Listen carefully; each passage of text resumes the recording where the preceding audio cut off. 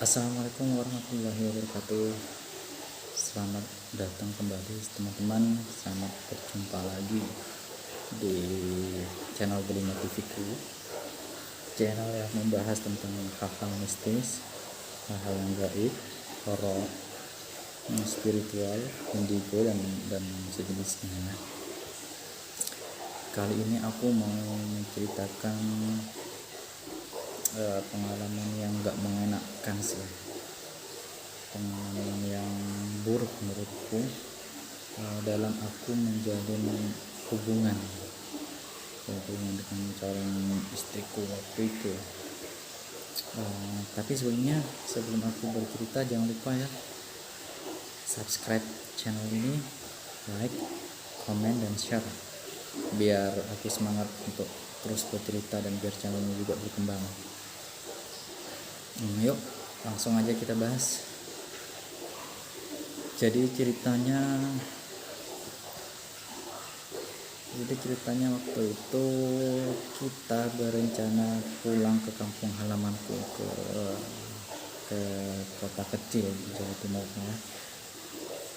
Cuman istriku saat itu sakit, dan kebetulan ada kakak kandungku di tempatku lagi main ke tempat kami tinggal.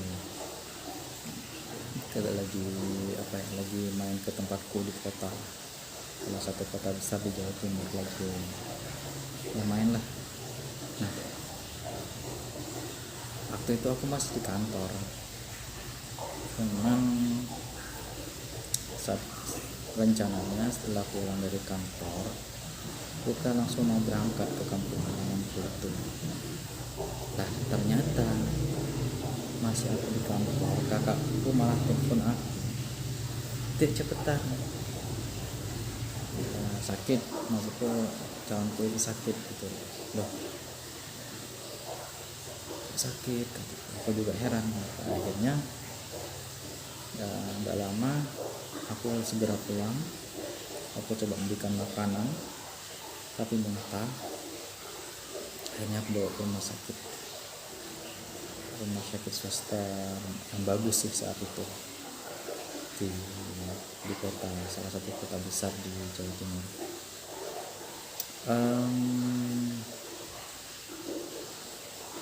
Sudah begitu masuk ICU, terus diperiksa oleh dokter-dokter di situ, akhirnya diputuskan untuk rawat inap. Ya sudah, akhirnya aku cari kamar. Waktu itu dapat kelas 2 yang di satu ruang kamar itu ada 2 orang. Lumayan sih harga per malamnya, tapi tidak masalah, yang penting calon istriku sehat lagi tuh.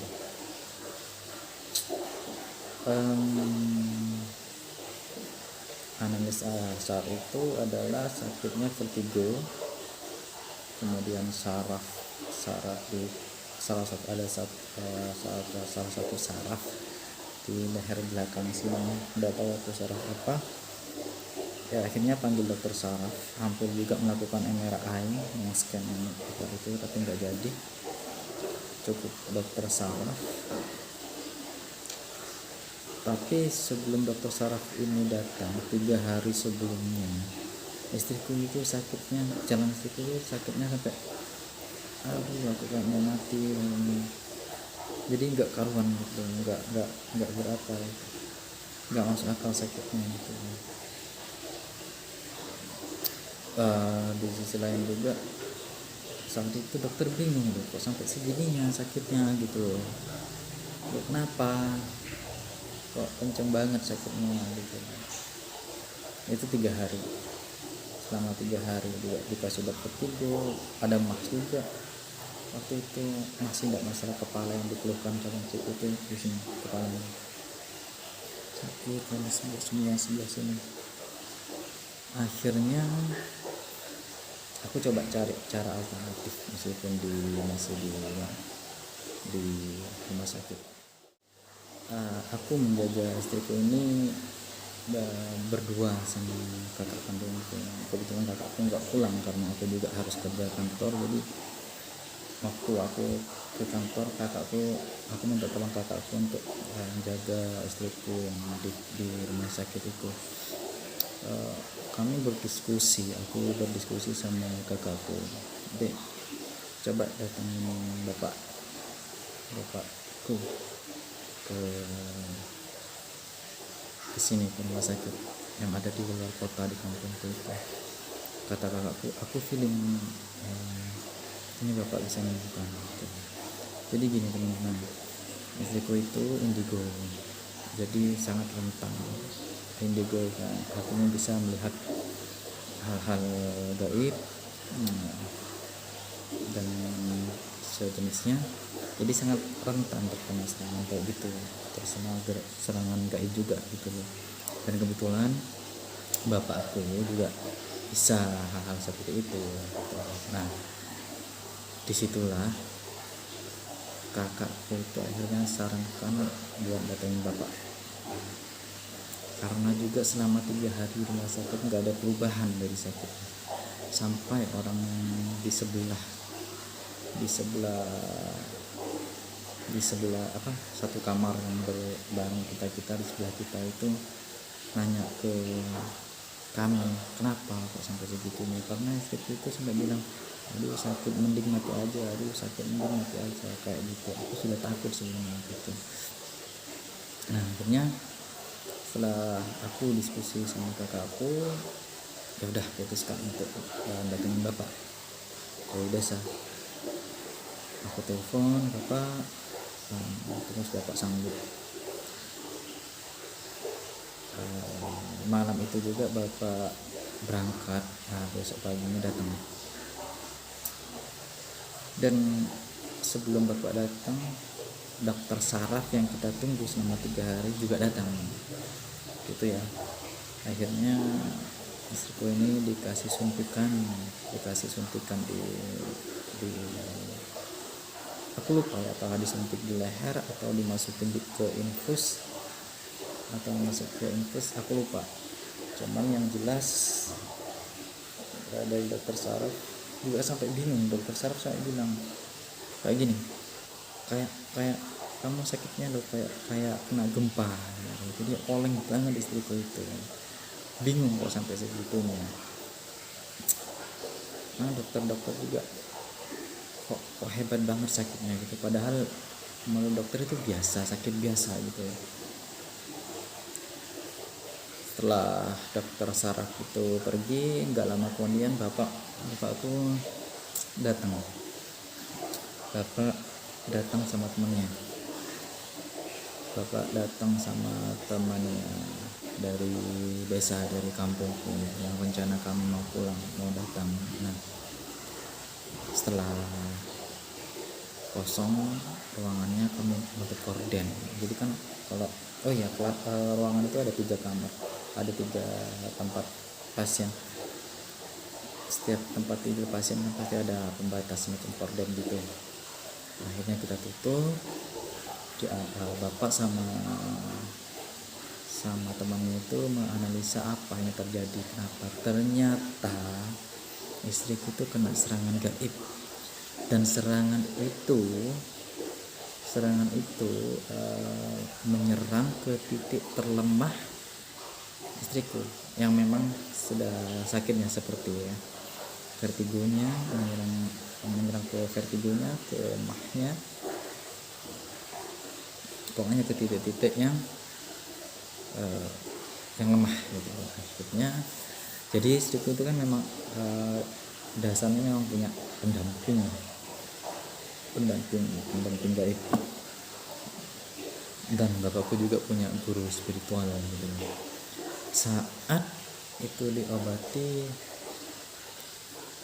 diobati istriku nggak tinggal diam sebenarnya. Jadi pendampingnya itu masuk ke dalam raga istriku, menggerakkan tangannya. Dia istriku itu bilang dari tangannya itu nunjukin di sini. Jadi dia nunjukin titik, ada satu seperti, mungkin aku panjang sekali gitu ini.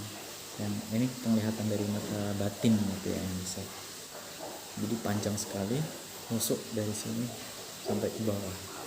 Jadi tangan istriku yang dimasukin oleh pendampingnya yang gaib itu nunjukin di sini titiknya. Nah, tugas dari bapakku dan temannya bapak adalah mencabut paku itu, paku panjang, paku panjang itu yang ditunjuk oleh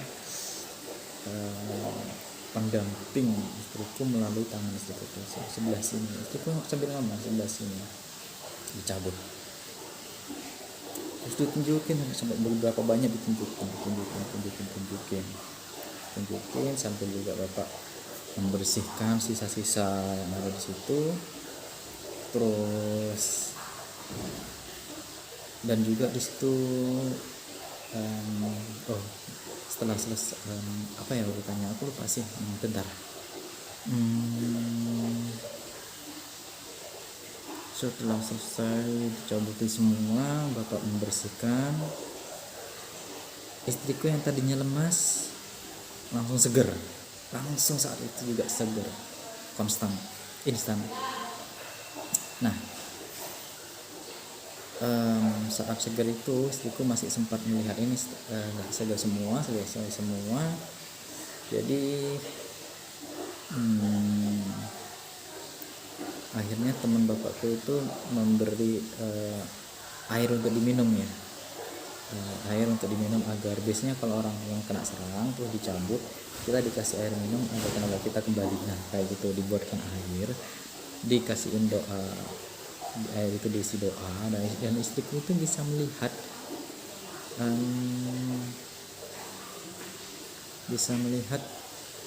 isi dari doa itu yang masuk ke dalam air itu gitu. Kata istriku yang bisa melihat itu airnya seperti pusaran, sudah diminum airnya segar. Nah tadi saat cerita itu akhirnya istriku saat itu juga segar, sadar, terus cerita.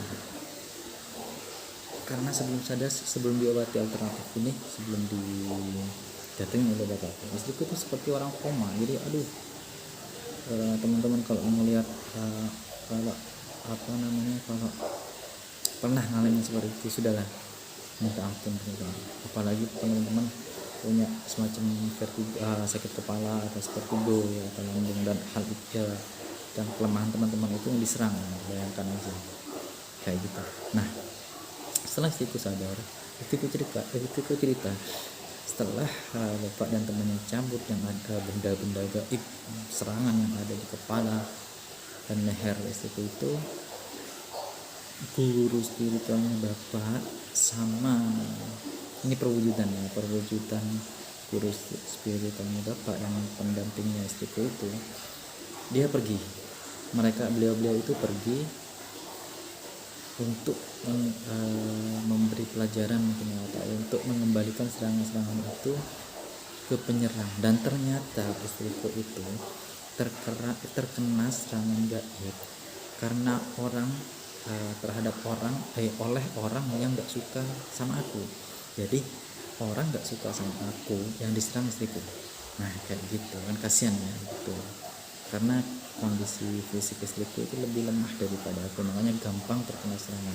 Satu, yang kedua karena istriku memang bisa melihat hal kayak gitu, jadi agak rentan kalau pertahanannya kurang, entah lemah saat itu. Jadi semacam pertahanan terbuka, gampang dimasuki. Jadi ternyata serangan-serangan itu sudah mengintai kami sejak lama. Begitu lengah langsung masuk.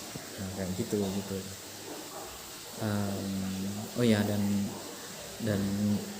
Dan setelah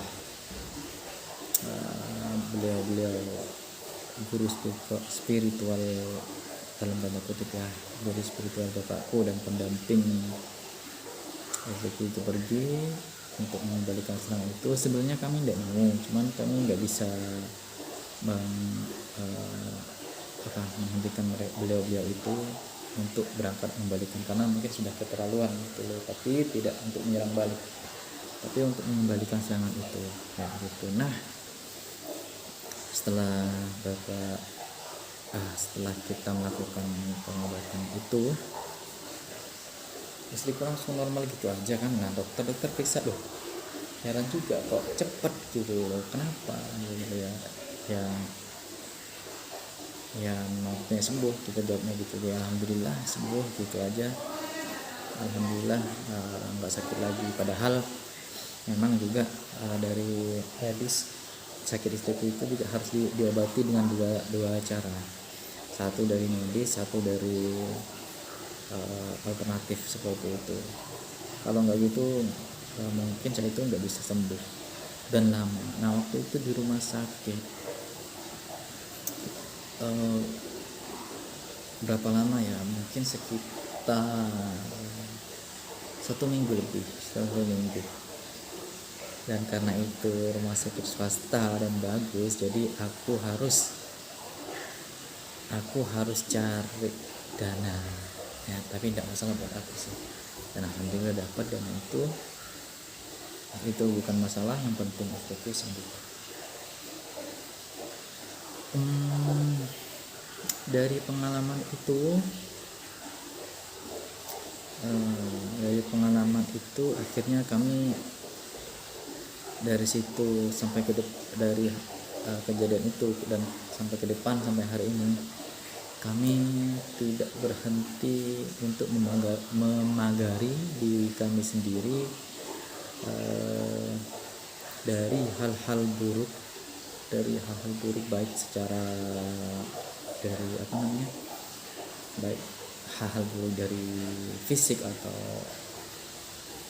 yang kasat mata sampai dengan yang tak kasat mata. Artinya kami selalu berdoa kepada Allah Subhanahu wa taala, meminta perlindungan dari hal-hal buruk yang dilakukan oleh ciptaannya gitu. Dan kami selalu kejadian itu membuat kami semakin tekun ibadah, semakin tekun bertawakal, enggak lagi lalai terhadap hal sesuatu yang seharusnya kami tidak lalai seperti itu. Itu pengalaman yang sangat berharga dan mahal buat kami. Tapi memang saat itu kejadian itu membuat kami semua takut, karena nggak kebayang sudah yang jelas alhamdulillah sampai sekarang istriku sehat, dan sekarang sudah hamil sudah 6 bulan, dan insyaallah 3 bulan lagi melahirkan. Doakan teman-teman semoga lancar semua, semoga nggak ada halangan dan sehat semuanya, baik bayi dan ibu. Amin.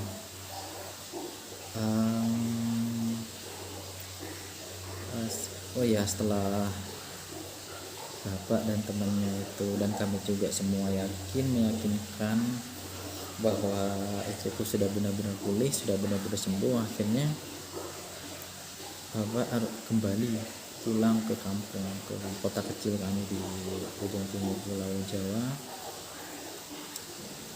Tapi sebelum pulang bapak dan temannya istirahat di mobil karena memang kecapean, tidur beberapa jam baru berangkat. Setelah pulang beberapa jam kemudian dikabari sudah sampai rumah, alhamdulillah selamat semuanya. Dan tidak lama kemudian juga istriku sudah bisa keluar dari rumah sakit. Itu aku bersyukur, aku lega sama sekali. Juga kakakku yang turut ketakutan, turut khawatir, akhirnya lega semua. Itu pengalaman yang benar-benar buruk buat kami, dan semoga teman-teman gak pernah mengalami hal seperti ini. Kiranya cerita ini itu sampai di sini dulu. Mungkin teman-teman ada kisah atau pengalaman mistis, spiritual, horor yang perlu dibagikan, boleh kirim ceritanya ke kami. Nanti akan kami share di YouTube dengan menceritakan ulang tentunya. Atau kalau mau ketemu kita face to face, ketemu langsung, kita apa namanya bikin podcast seperti itu ya, boleh, nggak masalah. Sampai di sini dulu teman-teman. Sekali lagi jangan lupa subscribe channel ini, like, comment, and share. Nyalakan juga loncengnya biar teman-teman dapat memberitahuan saat aku membagikan pengalaman-pengalaman yang lainnya. Akhirnya sampai jumpa di video selanjutnya. Wassalamualaikum warahmatullahi wabarakatuh.